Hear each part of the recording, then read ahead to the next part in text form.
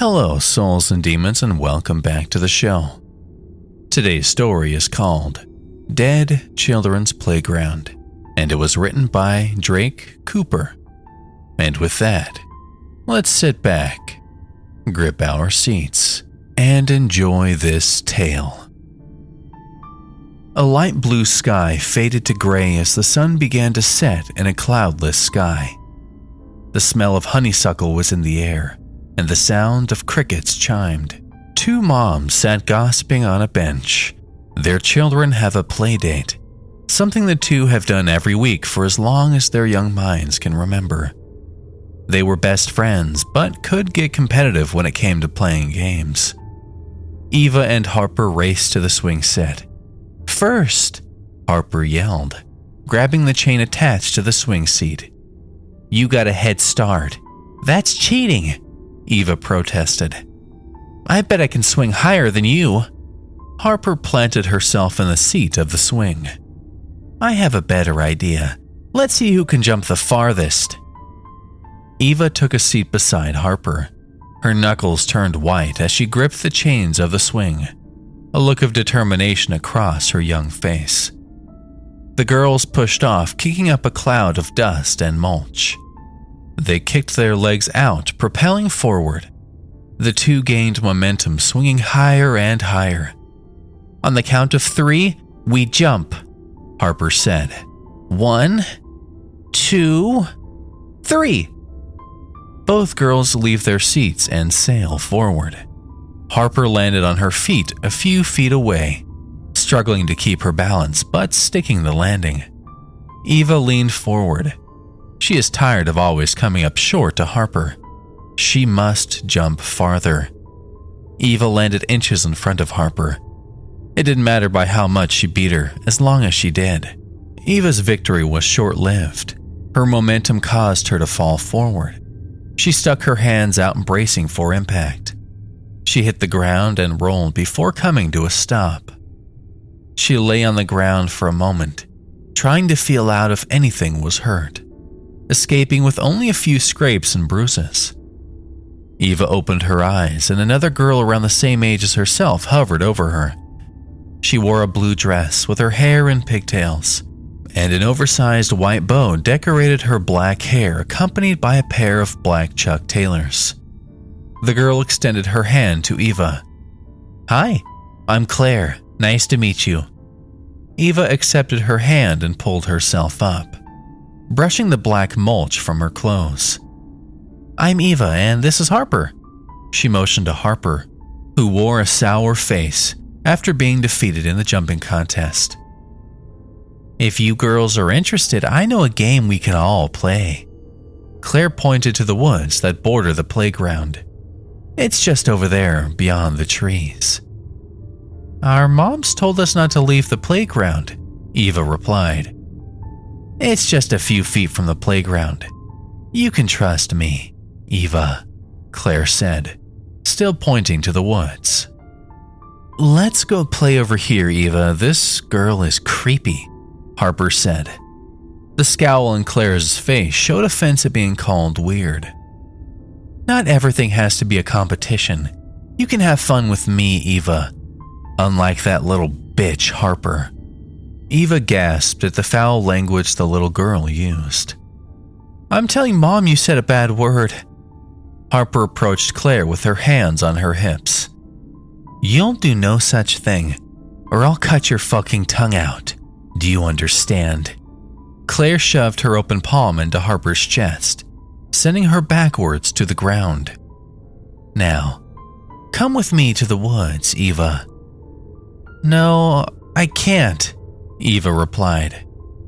"This time, I'm not asking." The white in Claire's eyes flooded with black. As Eva made eye contact, her eyes glazed over, and she fell silently into a trance. Harper looked around. The earth has stopped around her. No wind hit her in the face. Birds hung frozen in midair. It was like being in a video game and someone pushed the pause button. Without a word, Claire walked to the woods with Eva in tow. "Eva, come back!" Harper yelled. Eva ignored her pleas and continued to mindlessly follow Claire. As the two disappeared into the tree line, the wind began to blow and the birds came alive, soaring through the air once again. Harper ran across the park to tell their moms what had happened. Eva snapped out of her trance and looked around to find herself in a clearing. Her arms and legs are tied together. She's sitting in the dirt with weird symbols drawn around her. Claire is sitting in front of her, just outside the circle of symbols. Welcome back. If you scream, I will not hesitate to kill you. And all of this will be for nothing. Claire's eyes have lost the total blackout look for the hazel color they were when she first appeared. Eva wanted to scream. She wanted to live more. Why am I tied up? Eva's voice sounded shaky and frail. Tears formed in her eyes and trickled down her cheeks, around her trembling lips, and off her chin to be soaked up by the dirt beneath her. I'm glad you chose not to scream. I don't like being mean to little ones. I know that doesn't mean much with you tied up, but this is something that I have to do. Being excessively mean is inhumane. Since you have been such a good girl, I will answer your question. Claire picked up a large knife from the ground, then ran her finger over the blade down to the tip.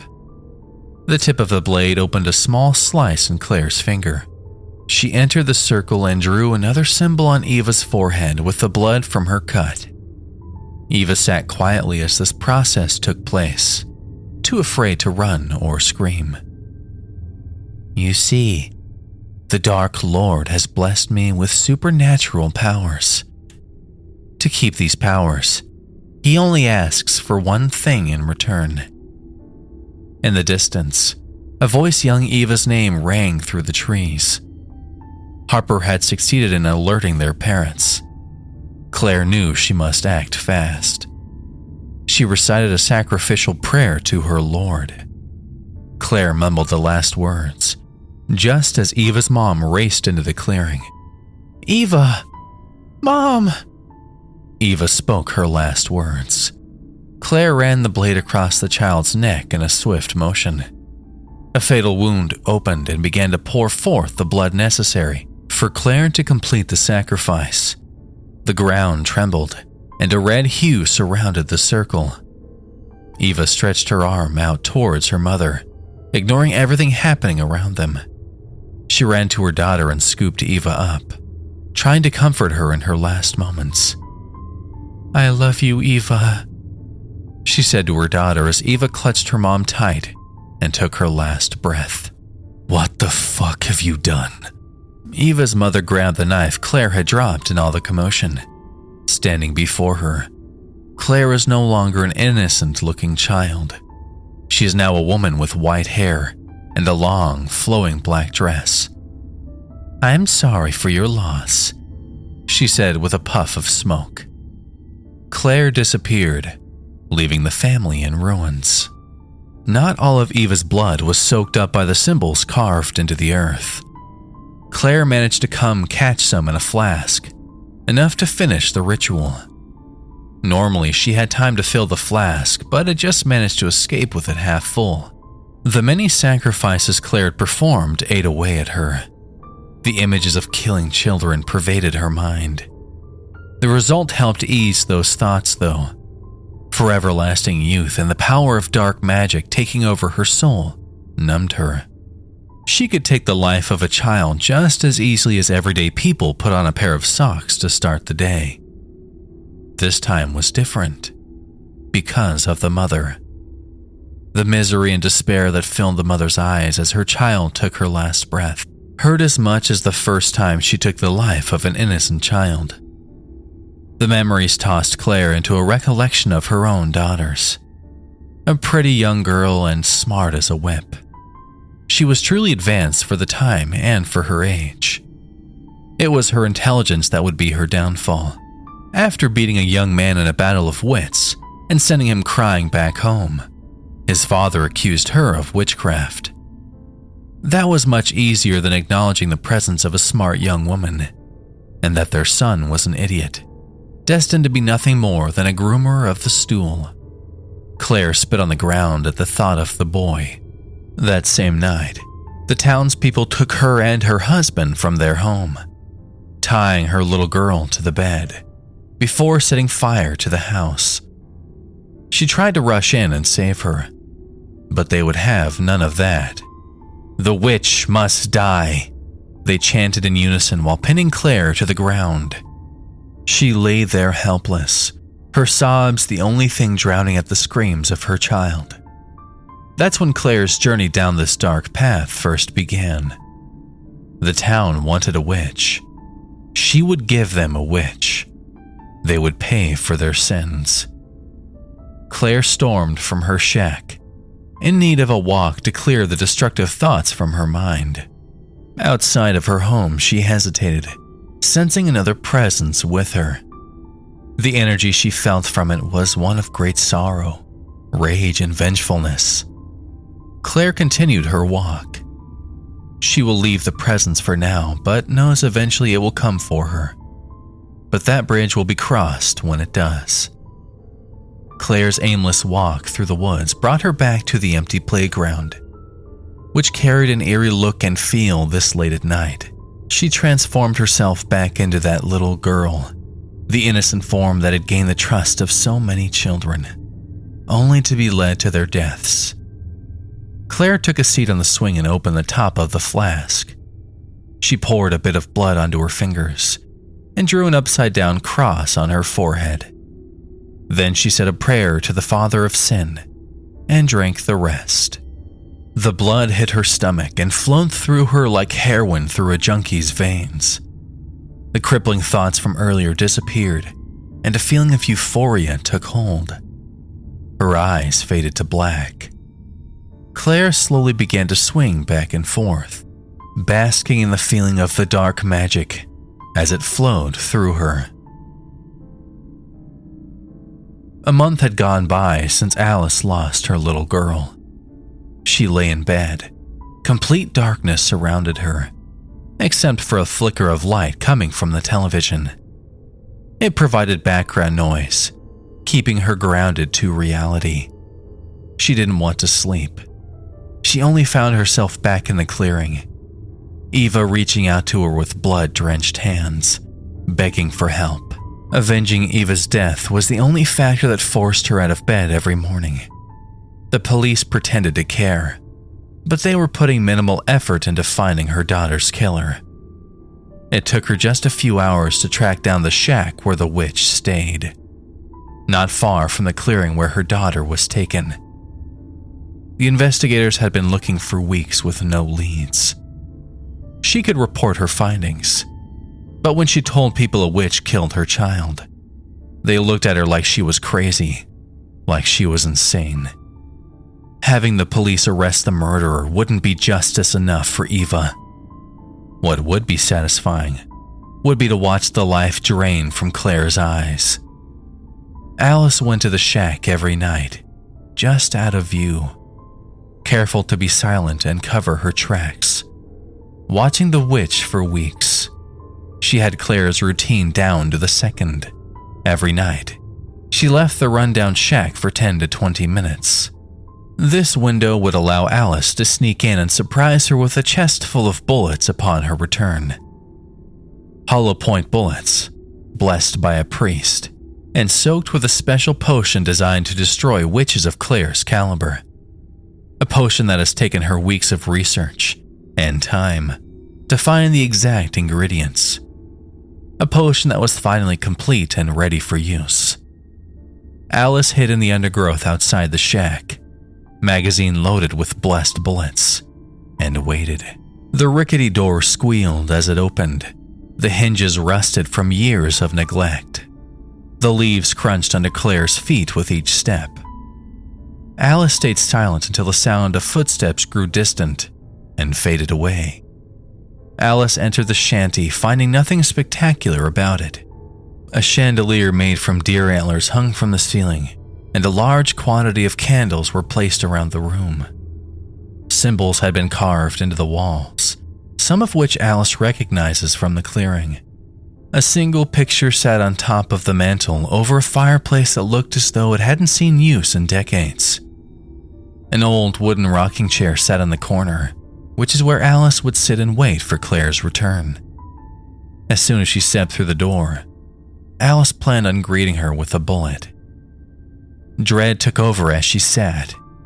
She had never taken a life before, but images of the day in the clearing flooded her memory. The dread she felt slowly turned to anger. She took my baby. This bitch has to die, she thought, as she waited and waited. She would wait, for however long it took. A while later, she perked up at the sound of approaching footsteps. Beads of sweat lined her forehead despite the cool evening. She worked to steady her shaking hands. The old wooden floorboard of the makeshift porch creaked, and the footsteps stopped at the door. With quivering hands, Alice raised the pistol, with her finger ready to squeeze the trigger, intent on sending Claire back to hell where she belonged. The door swung open, and Alice took her shot. Wood splintered as the bullet connected with the door frame, but no one is there. Only empty space fills the opening. Alice stands and slowly approaches the door, gun still drawn. A familiar voice fills the air. "Mommy? Why are you trying to shoot me?" Eva rounded the corner and looked at Alice with watery eyes. "No, baby. I thought you were that evil witch. I would never hurt you."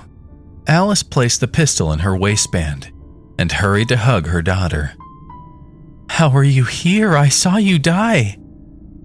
She wrapped her arms around her and squeezed tight. "Claire hasn't hurt you, has she?" Alice placed a kiss on Eva's forehead. "I love you, Eva. I never thought I would see you again." They embraced in another hug that Alice wished could last forever. "I love you too, Mommy." Eva's voice is so low and gravelly, it causes Alice to pull away. Eva held out her hands, glaring at them with confusion. They watched as her hands slowly turned to ash, and then spread from her hands to her torso. "Please help me, Mommy," Eva squeaked out just before the ash takes her over fully, and she collapsed into a pile on the floor. Alice ran her hands through the ashes, crying out for Eva. Depression sunk in, like it hasn't since the day in that clearing. Alice sensed Claire in the room but didn't care to look. At this moment, she only wished Claire would cut her own throat, like she had done to Eva's, and end her suffering. The pain that had driven her to attempt murder now has her lying in a pile of ash, wishing for death. "I know this is hard for you." Claire's voice filled the silence. Alice turned to face her. "Have you ever lost a child? How can you know the pain I feel?" "I did what I had to do," Claire responded. "You didn't have to kill my daughter." Alice's voice shook with rage. "Her sacrifice was necessary. Without it, my powers would dwindle down to nothing, and I would die. I know you're acting out of hurt and anger, so I will give you this chance to walk away and never look back," Claire said. "Fuck you and your powers. Your sacrifice was for nothing. You die tonight." Claire tilted her head to the side like a confused puppy. She wondered what Alice could possibly have in store. Alice pulled the gun from her waist and aimed it at Claire's chest. Claire held out her hand, preparing to vaporize the mother with a flick of her wrist, but stopped herself. Hundreds of years have gone by. The townspeople that took her daughter are long gone. She finds herself no better than they were, taking the lives of children for her own selfish needs. It's finally time to end the cycle of hate and misery. Claire dropped her hands to her side and waited for the inevitable. Alice unloaded the bullets into Claire's chest. With each shot, Claire stumbled backwards. The hollow points expanded as they contacted the soft tissue, tearing through Claire like scissors through tissue paper. Some made it all the way through, exited her back, and sprayed blood on the wall behind her. She tried to breathe, but her lungs were torn to shreds. Her howls came out as gargles and blood seeped from her mouth, ran down her chin, and pooled beneath her. Claire slowly dropped to one knee, then the other, before face-planting on the floor in a shower of her own blood. She could easily heal herself, but the violence stops here. She can't allow herself to continue like this. Not in the name of her daughter. A whoosh surprised Alice as Claire's body burst into flames. Alice rushed through the open door, turning around to look once she was outside the shack. She watched as the flames engulfed it. The sunlight had faded away to darkness, but the flames illuminated the surrounding area as they reached towards the sky, past the treetops. She doesn't leave until the fire is out, and the shack is a pile of smoldering embers on the forest floor. Alice walks through the woods. The atmosphere around her felt lighter. The song of the crickets sounded happy. The air smelled more inviting. Nature came alive around her. A great evil that had plagued the land had been vanquished, and it seemed as though they came back to thank Alice for her good deed.